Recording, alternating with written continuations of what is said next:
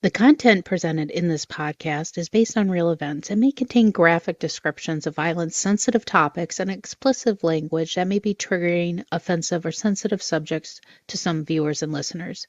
Discretion is advised.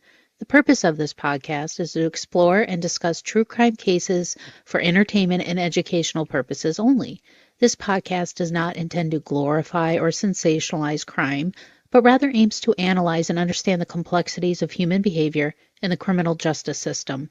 We encourage listeners to approach this content with empathy, critical thinking, respect for the victims and their families. Glitz, glamour, and lies. Oh my! Behind Hollywood's red carpet and flashing cameras lurks a world most will never see, where secrets are currency and deception is an art form. But for one man, peeling back the illusion wasn't just a job. It was a way of life. Now, Fred Wolfson was a private investigator who uncovered the truth behind Tinseltown's biggest scandals, from tracking down cheating celebrities to rescuing kidnapped children. His cases read like a blockbuster script, except these stories actually happened. How did one man become the go-to fixer for rock stars, TV icons, and the world's elite? And what secrets did he uncover that Hollywood never wanted you to know? Let's get ready for some juicy gossip. It's time to start the show. Let's hit it.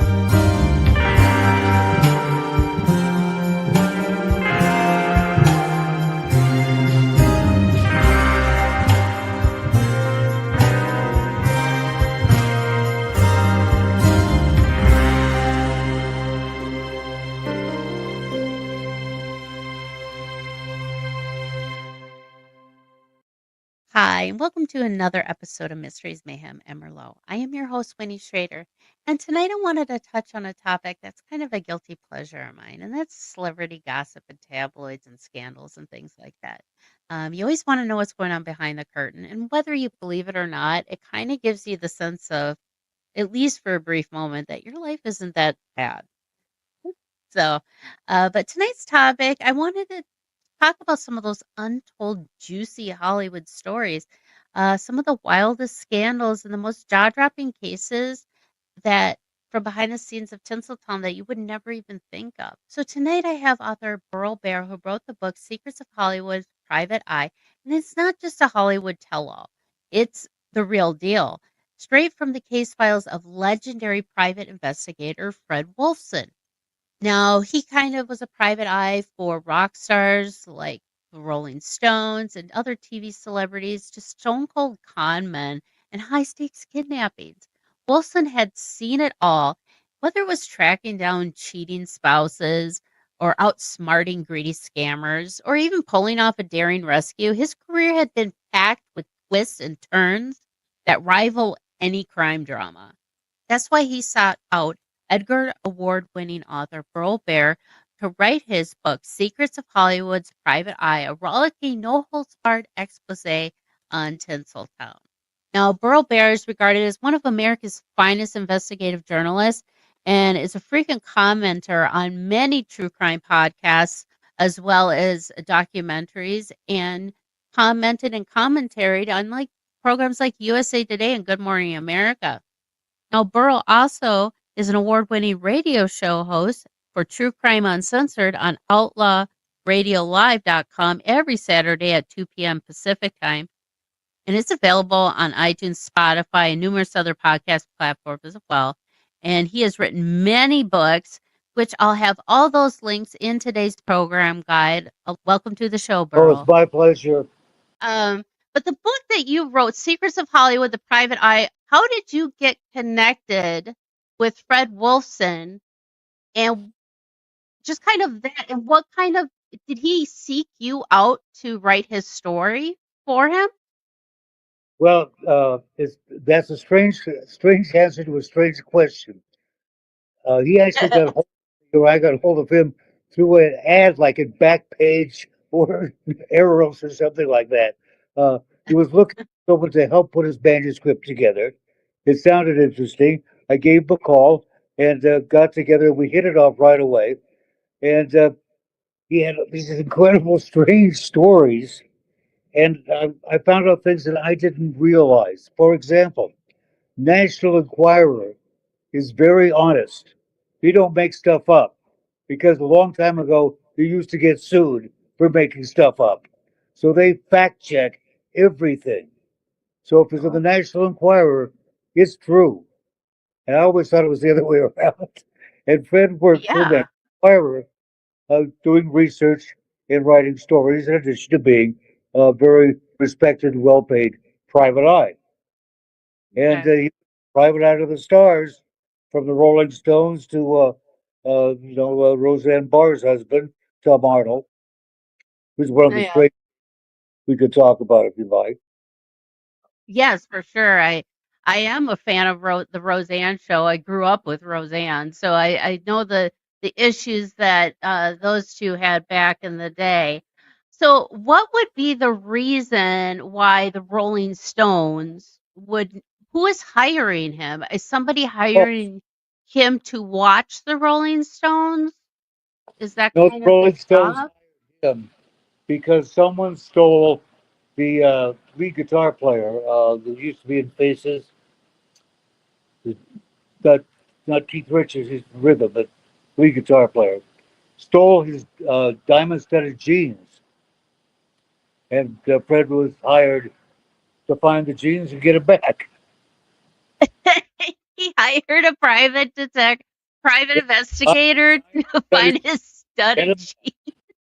which amazingly enough he did. It wasn't that Oh, difficult a he got case, but it's kind of amusing. The Rolling Stones hired a Hollywood private eye get those jeans back. That's hilarious. I love it. Okay, so people are hiring him to do things. Now the jobs that they hired him to do was it specifically for a reason, and like the stories that he got gave to you, were those things just cuz he was there and saw this stuff happening, or Well, was this part of his cases that he was investigating? I'll give you an example of the way things get weird in Hollywood when you're dealing with a private eye. Okay. Arnold, because Tom Arnold called it. He shows up, and this is when he and Roseanne were together. They're recently married, and Tom's wearing underwear with parts hanging out, and he says, "Very important subject. Someone sold my love letters to Roseanne to the tabloids, National Enquirer, I think." Says Okay. that I need to know who stole my love letters and who sold them, because this is a really an invasion of my our privacy, our romance, and I want to know who did this. Okay. Well, Fred went to work, uses all of his skill, all of his talents. There were several suspects, but he got to the bottom of it, found out who did it and who got paid. And the answer is Tom Arnold.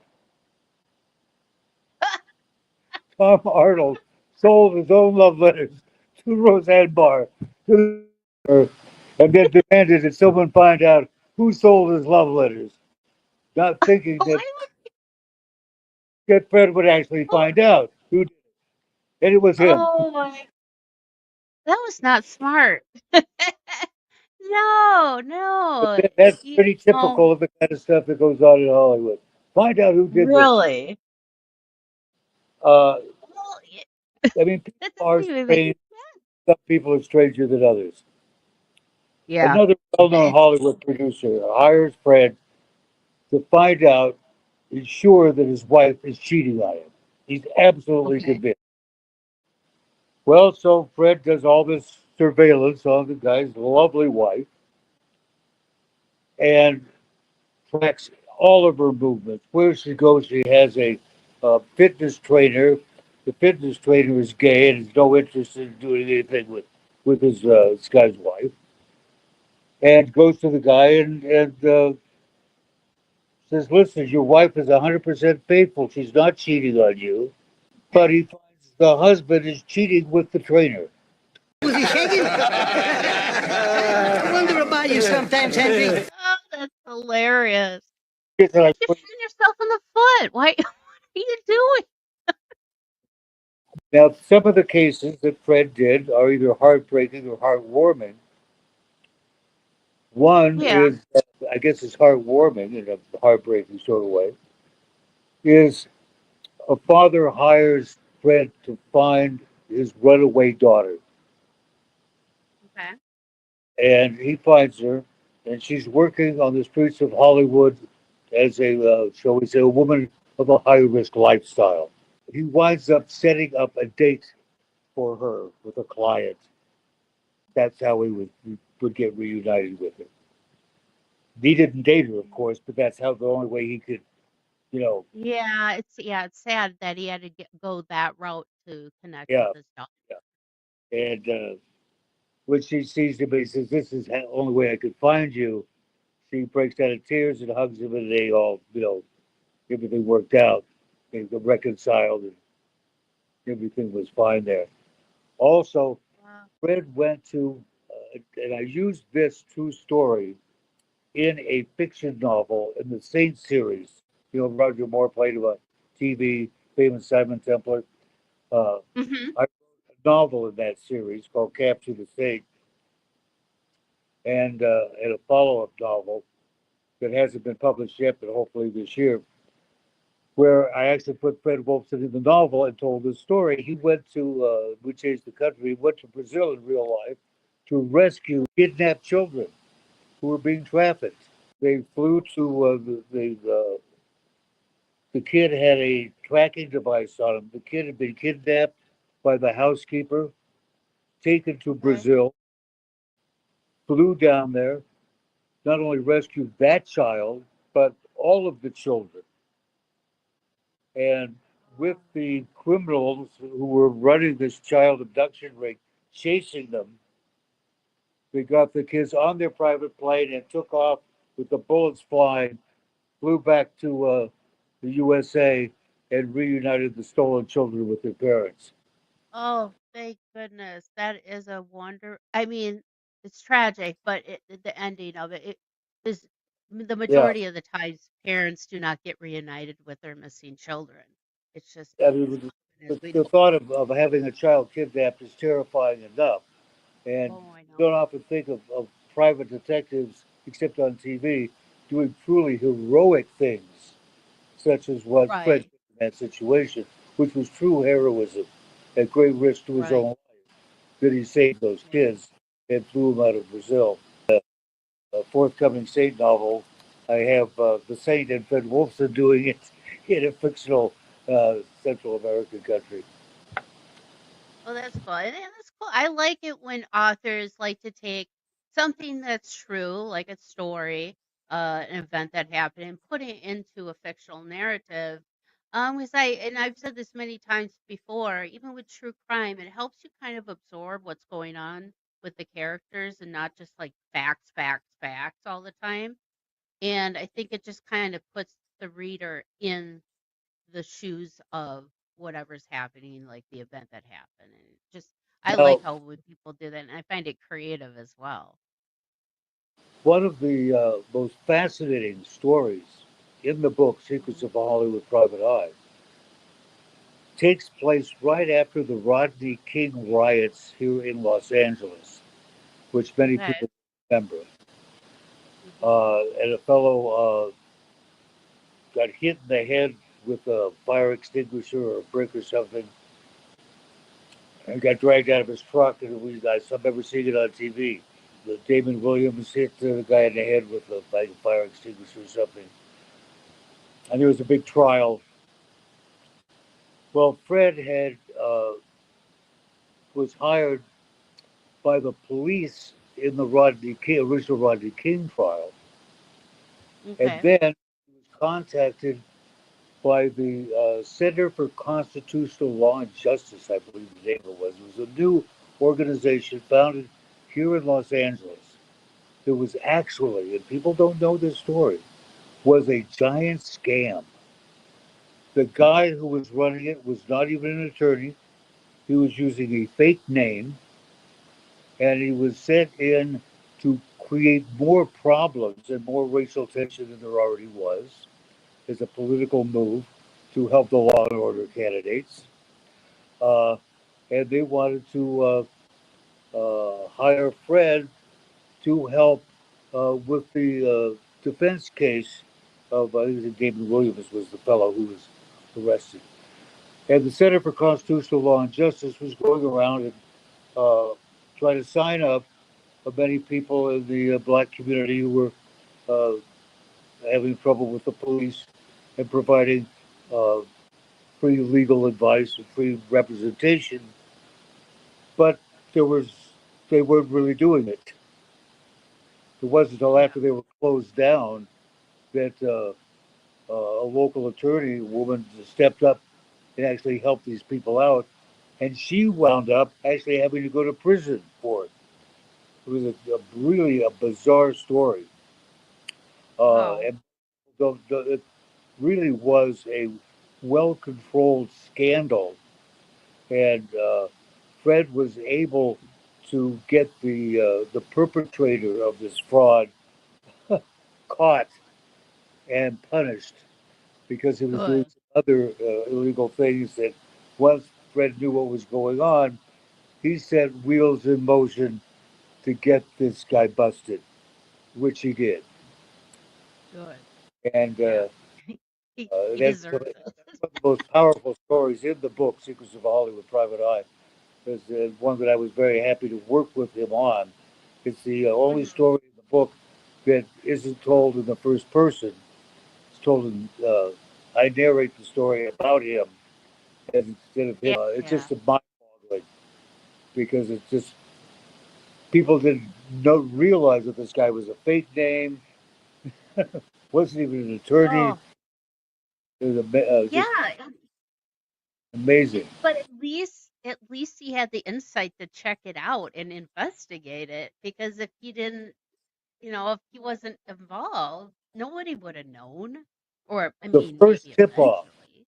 the first clue that Fred had that there was something wrong was the first thing the guy says to him is, I was an operative agent of the CIA.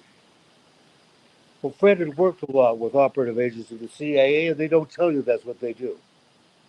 Right. And oh god, that sounds like a pickup line at a They bar. don't tell you agent of the CIA probably isn't. They'll tell you Yeah. they're weather, uh, you know, meteorologist for the local TV station or something. So right away, the guy was full of crap, Yeah. and he was.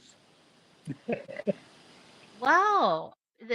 Now, did he ever get involved with like a celebrity that hired him and realize like this celebrity is doing illegal thing? I mean, like for instance, like right now in the news, we're dealing with P. Diddy. Like, did he have a case that was something similar to that, where other than, saving the children and stuff, but did he like start digging and realize, oh, I don't want Always, to be involved with this? he is credited with saving Groucho Marx's life. I'm sure you've heard of Groucho? Groucho Marx, the famous Oh, comedian. I love Groucho. Well, he was very fond of you also. He mentioned you a lot of his final days. Uh, he got a I call love Groucho. to go to Groucho's. This is when there was a battle on who was going to have the conservatorship of Groucho in his elderly years. His son was Yeah, battling against Aaron Fleming, who was supposedly Groucho's secretary. yeah. Supposedly, Groucho had had a stroke. Groucho hadn't really had a stroke. She had shot up Groucho on Nembutal, which mimicked the stroke. Fred knew this because he went for a walk outside the house and noticed something stuffed in a drain pipe. And he pulled it out, and there were the hypodermic needles and the Nembutal. Amazing. Oh my god. And he's told me that she would mistreat him so horribly. She'd throw his food on the floor and say, "Go and eat it like a dog." And poor Groucho would get down his hands and knees and eat the food off the floor. Oh And God, not Groucho. so he was supposed to be hired by Aaron Fleming, and he told her an interesting trick she could do it at up a rope and testified against her at the hearing. Oh, wow. That yeah, I've heard stories of him that there was some type of elder abuse going on and that she was manipulating him, trying to gain every control of everything and leaving his family in the Now dust. I'll tell you something And that's really kind of scary. Is at the time that the whole thing with Groucho Marx was going on, and mhm, this woman, Erin Fleming, had been transferring Groucho's wealth into her accounts. And he was quite wealthy, as you can imagine. yeah. Well, Fred has this girlfriend that he's just really hot for. He's known her a while. And he'd come home every day and tell her what Fleming was allegedly doing to Groucho's money. Fred at that Okay. time was worth about $16 million, which the girlfriend followed all of Aaron's stuff, stripped him, married him, and then stripped him of everything, took all of his money, and left Fred essentially sleeping in his storage locker. Oh, She goodness gracious. told her everything that Fleming had done, and she did the same thing to him. Followed his, Wha- and Oh here God. he is, a brilliant private investigator, and you know, it was just a horrible Yeah, situation. His goal in his life was that sooner or later, uh, her misdeeds would catch up with her, or he would, one of the two. mhm. Yeah. Oh, that Uh, is she awful. was a Oh, that's her misdeeds, of course. Finally, you can't avoid reality of your life, you know, and no right. one gets out of here alive. And a Brinks truck follow your coffin to the graveyard. Right. Well, we And gotta take a quick break. When we come back, kind of want to delve into like, did he ever have any kind of cases where he was dealing with murder, you know, specific type of kidnapping, something that was famous, like think, the Limber Baby. I know he wasn't around back then, but something of that stature. So we'll talk about that after the break, and we'll discuss more about the book. Again, we're talking about Secrets of Hollywood's Private Eye, a rollicking, no holds barred expose on Tinseltown, and the author I have is my guest, Burl Barer, who is a written Edgar Award winning author, and you've written so many books on true crime. Not only that, but you've written for like USA Today and things like that, along with contributing, being a commenter on some of these documentaries as well. So we'll kind of follow up with all that right after the break. Attention, all you true crime lovers, the wait is over. Mysteries, Mayhem, and Merlot merch is officially here. If you love murder, mystery, and a good glass of wine, now you can wear your obsession with our exclusive collections of tees, hoodies, and more. From Talk Crimey to Me to I'm Only Here for the Alibi, we've got the perfect designs to sip and sleuth in style. Now, I'm only getting started. So what are you waiting for? Head over to mysteriesmayhemandmerlot.net and click the merch tab at the top of the page and get to sleuthing. Don't just get your fix by listening to true crime. It's time to start wearing your obsession too. And we're back from the break. I have my guest, Burl Barer, the author of Secrets of a Hollywood Private Eye, a rollicking, no holds barred expose on Tinseltown. And before the break, we were just kind of talking about um, uh, the cases that Fred Wolfson was hired to do as a private investigator for the stars, even for like elite people. People had money, things like that. But did he ever have to, deal with actual true crime like murder? Did he realize that there was a cover up somewhere when somebody was murdered? And because obviously this guy was a good private eye. I mean, he was a great investigator. So, was there any cases like that that he came across well, when somebody hired him? he was, I don't know if it's called murder, but a lot of financial scams, of great Okay. illegality, cheating people out of millions of dollars of investors here in Hollywood. You've got a lot of stars with a lot of money, and a lot of them, most of them, at one time or another, their careers have been ripped off for incredible amounts of money. Right. Greta Van Susteren, uh, was it Peter Coyote? Many of these people were all ripped off by the same guy, who then took the money and went to Switzerland, put money in his unnumbered bank account or whatever it was. And Oh. Fred gets a call, say the guy is in the country. He says he's going to come to a meeting, and we want you there to somehow catch him in a lie, a dishonesty, something. Fred has no idea what to do or what to say. He just gets his Hmm. phone call offering him a great deal of money if Okay. he'll show up and do something to try to trip this guy up. So he shows up and he says, "You're accused of, such as doing it, having done this." He goes, "I have never been to Switzerland in my life. I've got my passport right here." Fred says, "Let me see it." Takes it. As you can see, there's nothing in there about Switzerland. Does anybody else who got a passport? Someone did. Says, "Sir, how many pages are in a passport?" Guy tells us 24 or whatever it is. Says, "Sir, Uh-huh. it only has 23 because you ripped out the page that had the Swiss stamp on it. Oh. That was it. Yeah, you can't. Found Well, a page ripped out. That's why he couldn't find. oh The, my God. uh, he went over it. Thought about that. How many pages does a passport have? With one short. So there are, Wow. in the book, he does tell you things to watch out for. Things if you're dating somebody, do a background check. Well, yeah, these days you have to. That may seem like you're not very trusting, but it could make a big difference. Is the person who they say they are? Yep. They say they're single, Oh, maybe they're still married, and right. maybe they're like my daughter, for instance, is still legally married despite the fact that her husband deserted her uh, well over a decade ago, and is living in another country with another woman.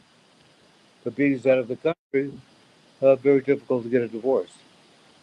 yeah. Quite often, people, not quite often, but just because someone says they're somebody doesn't mean they are. Right. A relative of mine in England had this situation. His daughter was dating a fellow that represented himself in a certain way, and the father just had a feeling about the guy. Did a Okay. background check, found out it was all complete BS. The guy was just after her Wow. for her money because the father was wealthy, and Oh, his whole identity was a fabrication. The stuff that he had was leased. He didn't own it. Rented for appearances. It was all a scam. wow. That's So, of crazy. I mean, course, I had and another friend whose daughter married a fellow that she met in college. Know uh-huh. another had a hard-working guy going to college, and he get married. And just before the wedding, he says, "Honey, I have a confession. I'm worth $18 billion." I Oh. did. I didn't want to tell anybody I was a multi-billionaire because didn't want people after me for my money.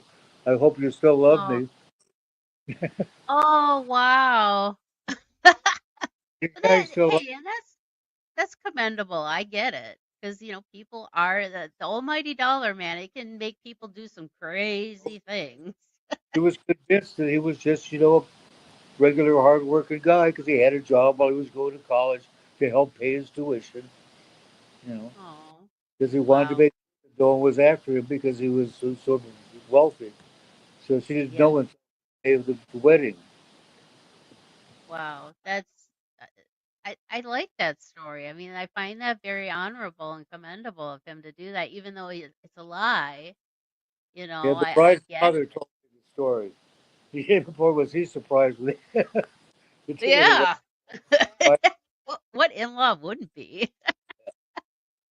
Right? And I've been watching a lot of documentaries lately, and a couple that I've watched, like, I've listened to the podcast, but there's this one called Scamanda about this woman named Amanda Riley, and Oh she yeah, literally faked cancer and stole thousands of dollars, hundreds of thousands of dollars for people sending her money for her foundation. I mean, and it's kind of sad that they're taking something that a lot of people go through and to just, and they're lie so about it. afterwards.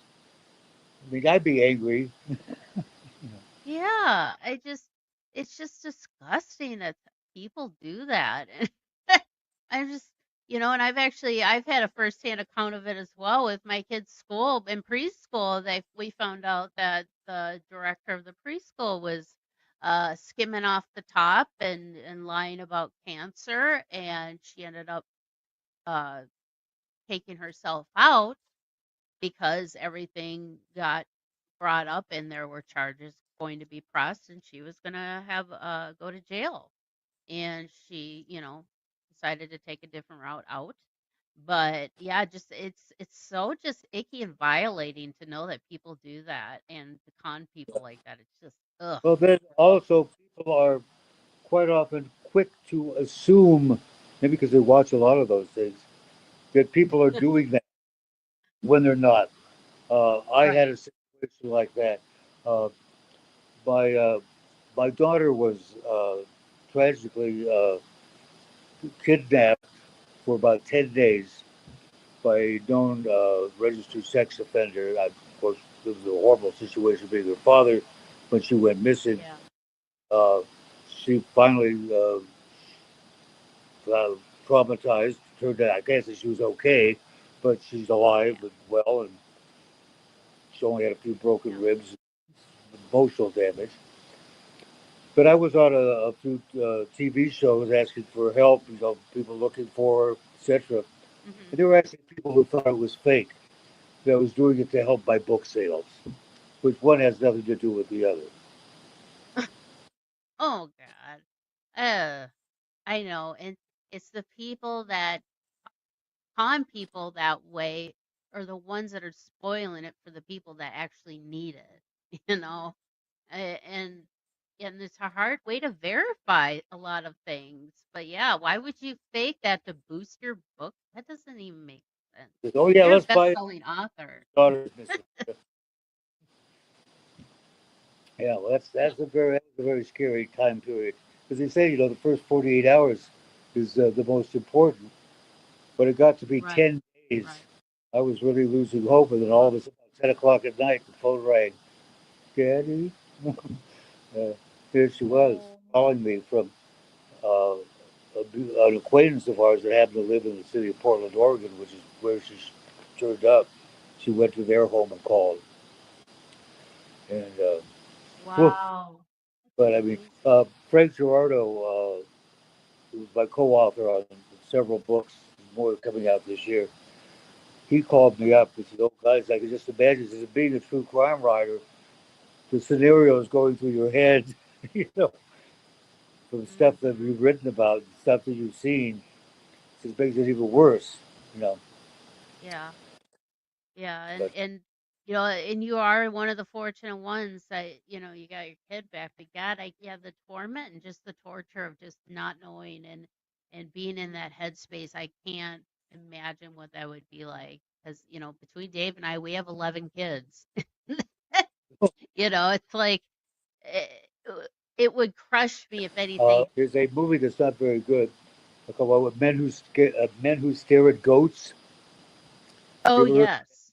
of Clooney, I think, in Yes. it? Fred was one of the men who stared at goats. He was in that program, Our Wise Government, He, teaching people distance reading for spying purposes, where you send your mind somewhere and steal the information.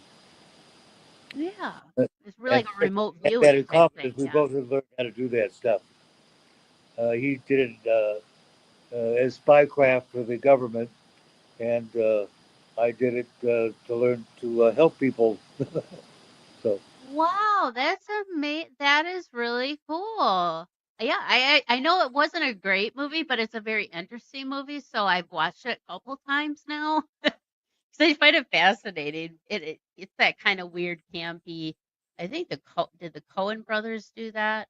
I can't remember, I didn't but ever get a chance to watch the entire film because I mean I learned how to do distance reading in the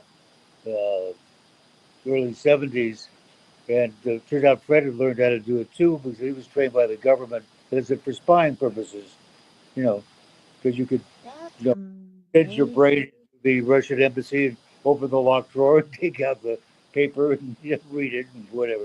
Like I said, I Oh, do okay. a lot of fake psychics who used to be real, but greed and ego would block the real abilities. If you're trying to help people, works great.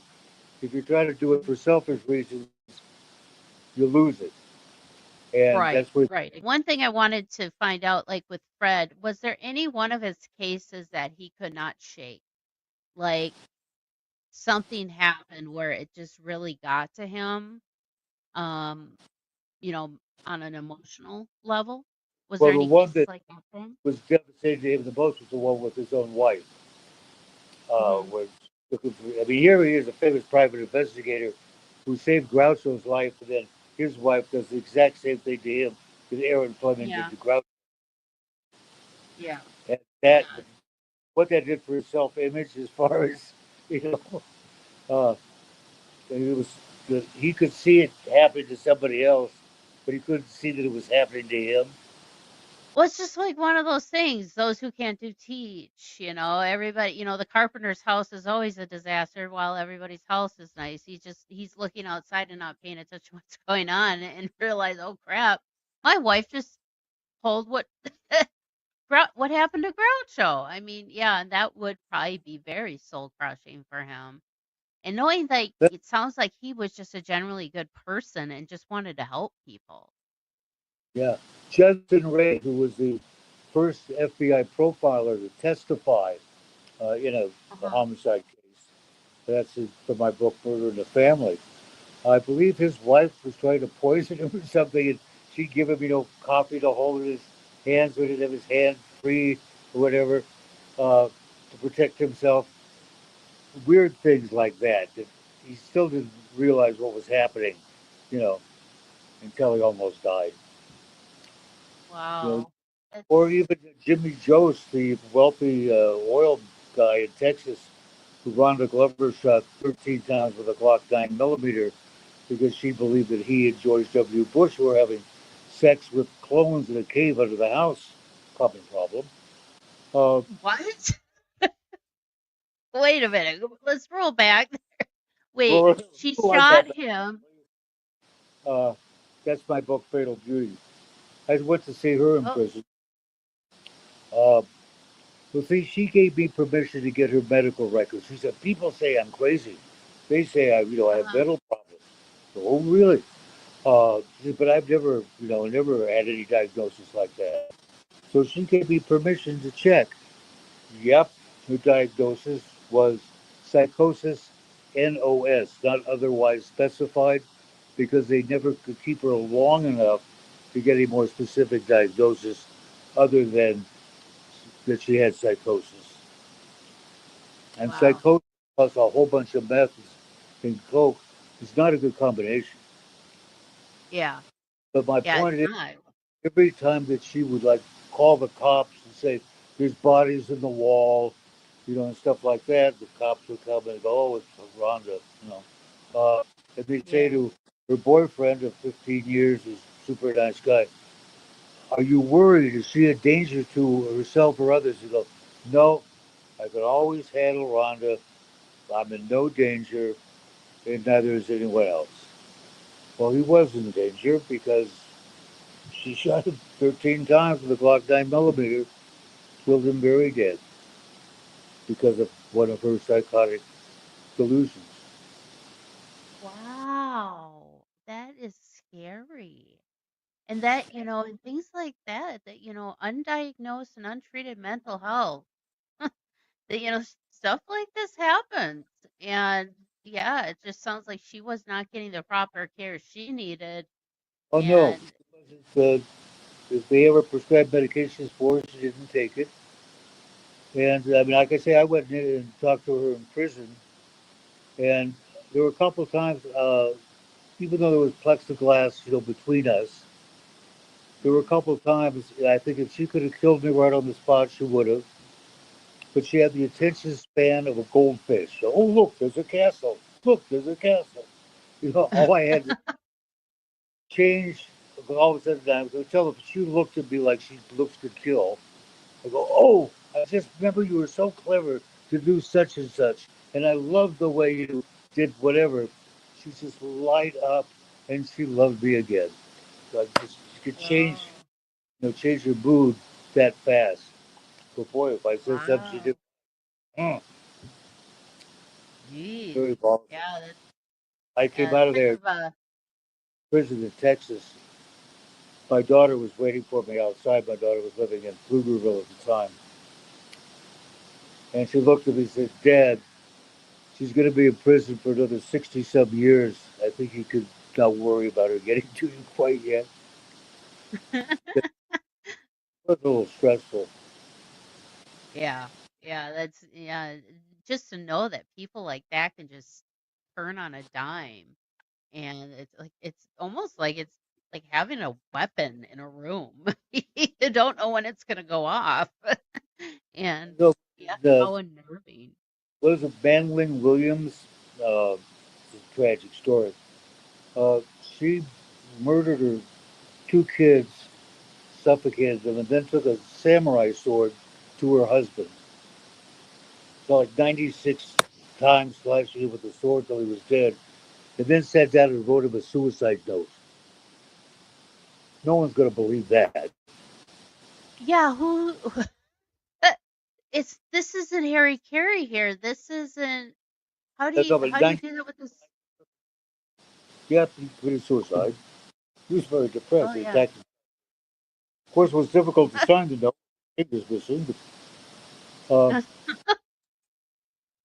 I mean, people do things that are so bizarre. Even motives for murder.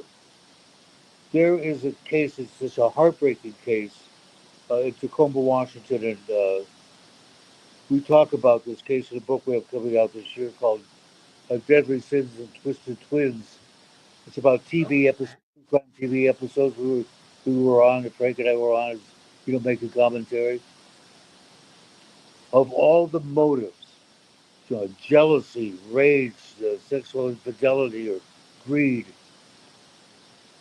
This fellow murdered a perfectly nice fellow simply because they disagreed on what was a better hobby, boating or flying. That Yeah, that's a little over the top for not agreeing with somebody. My God. You yeah. just killed him because they couldn't agree on the It's not a hobby? bit of rage, it was planned like an execution. And it took 9 years of dedication of the homicide detectives to track down the shotgun, trail of ownership of the shotgun, to lead them to the guy that they suspected did it, because they asked the wife, who would kill your nice guy husband? And she gave his name to Larry Shandola. It's the only person I could think of. And he worked at the same company she did. And he'd harass her at work and make snide comments at lunch. Well, eventually, like 9 years later, they arrested him and he's in prison. Wow. But that was the longest investigation in Tacoma history. 9 years they worked on that case before getting. Yeah, but at least it got to what, it's sad that it took that long, but my God, I mean, just to take somebody out like that for nothing. I mean, really, I mean, it's say, "Oh, I don't agree with you." Bam, you're dead. I mean, come on. Although in today's society, people do that with their words on social media if you say anything. especially when it comes to politics. I'm like, no matter what you put up for politics, you're 100% wrong because Yeah. there's always people that don't Most agree. But yeah. about something, just facts. As Buddha said in 500 BC, the truth is not a matter of opinion. Truth can be investigated and ascertained. That's why I get Hmm. irritated when people say, "Speak your truth." No, there's no. Speak your opinion. You know yourself. It's truth is not very. There's not alternative facts. Truth is truth. Yeah. Maybe Yeah. relative to the Exactly. age in which you live, but it's factual. You can look it up. Yeah. Yeah. I So know, on, and it's one of so those things. I always urge my listeners, and one thing that I take pride in is I always, when I take a case, I always try to dissect it. Okay, what are the theories pertaining to this case? And I look at all the theories, and I investigate each theory, and then I put together what I think is the most plausible answer and logical answer for myself. But, a lot of people take things for face value. And like you said, I mean, it's like a con man. You don't know who you're with. And it's the same thing when you see news and social media posts. Now, with AI generated videos, they, you can make anybody say anything. Oh, it's like, ugh, you don't know what's fake now and what's not fake. But thank you so much, Burl, for coming on. This was fun. I mean, some of the stories were, heartbreaking but heartwarming at the end, and some were just kind of crazy. But the book that we were talking about tonight is Secrets of a Hollywood Private Eye, a rollicking, no holds barred expose on Tinseltown. well, guys, if you want to go missing, if you want to disappear, get off the grid, he tells you in this book how to do it.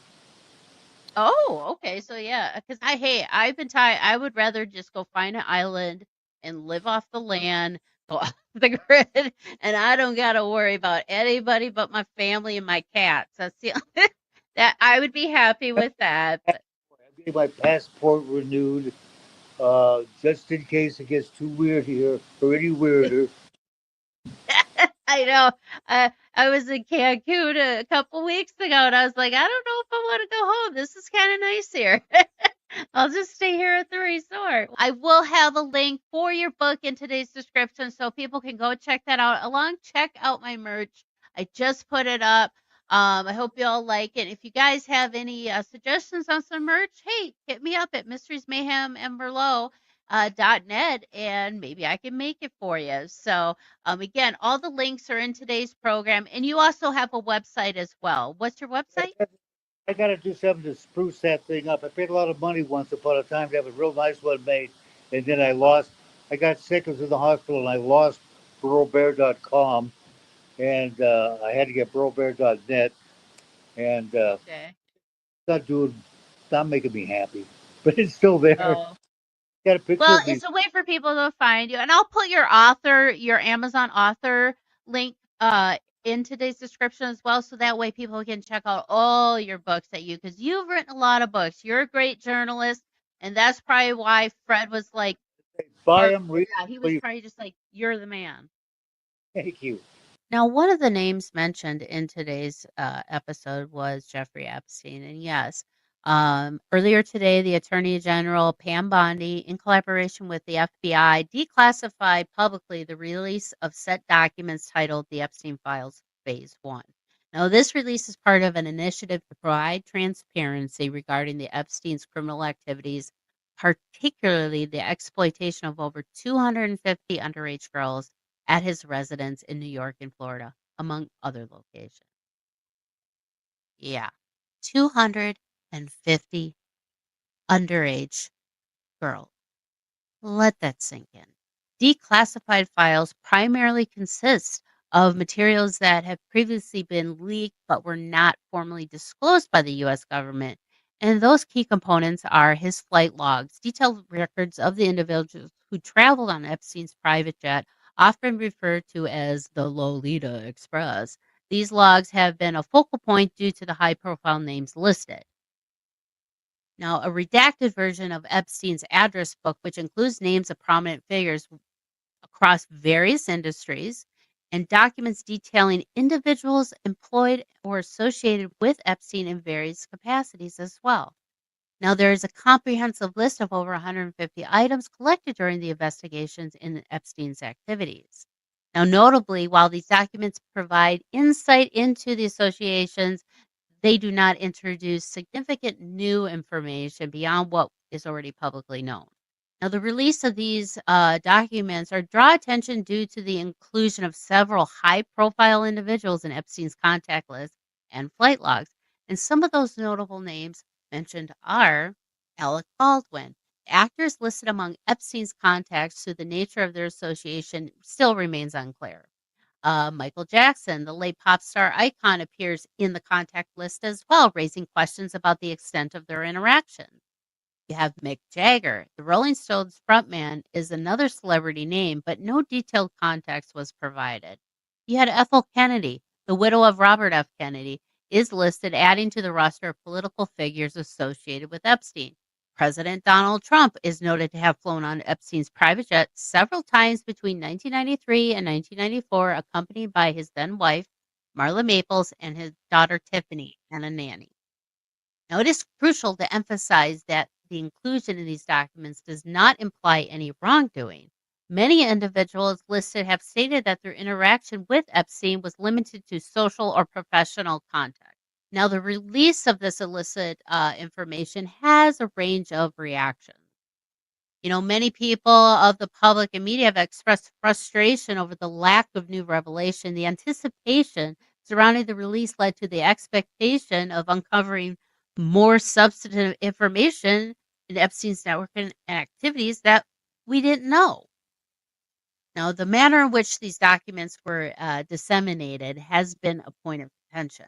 Attorney General Bondi provided the first copy of files to a select group of right-wing influencers at the White House, leading to the accusations of politicizing the release and lacking transparency. Now, the heavily redacted nature of these documents has been criticized for obscuring potentially critical information, but Bondi has stated that the redactions are necessary to protect the identities of over 250 victims associated with Epstein. And I completely understand that. Now, the Jeffrey Epstein case has been a subject of intense public interest and controversy. In 2019, his death in a Manhattan jail, ruled a suicide, occurred under circumstances that have been fueled numerous conspiracy theories and calls for further investigation.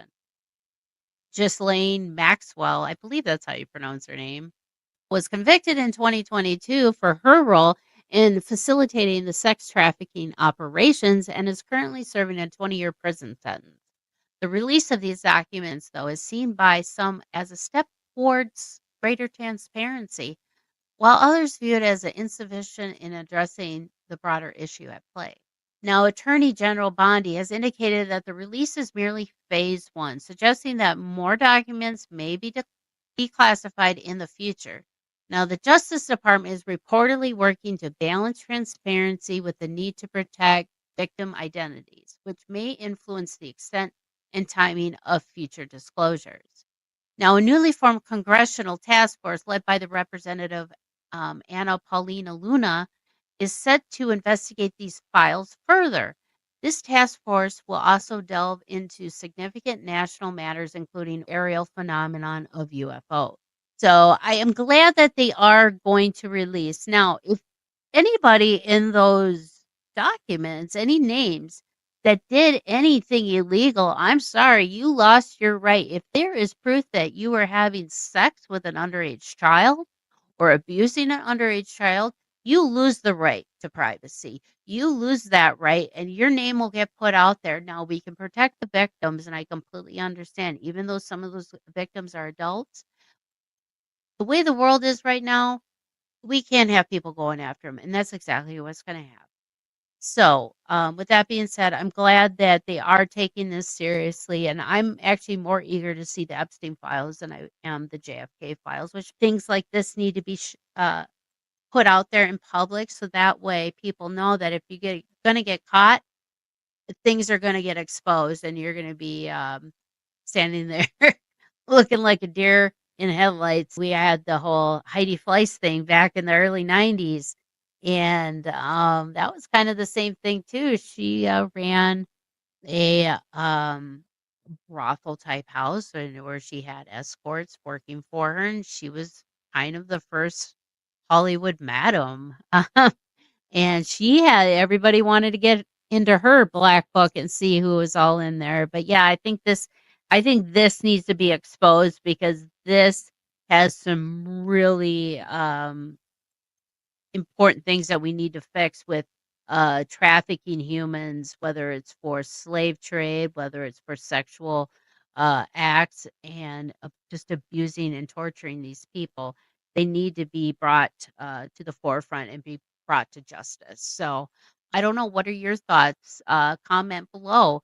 Do you think that the Epstein files should be unredacted? I fully agree that these documents should be released, and the only thing that should be redacted from it is the PPI, the personal and private information, like names of people who were underage at the time, any type of locations, things like that, unless they're Epstein's locations.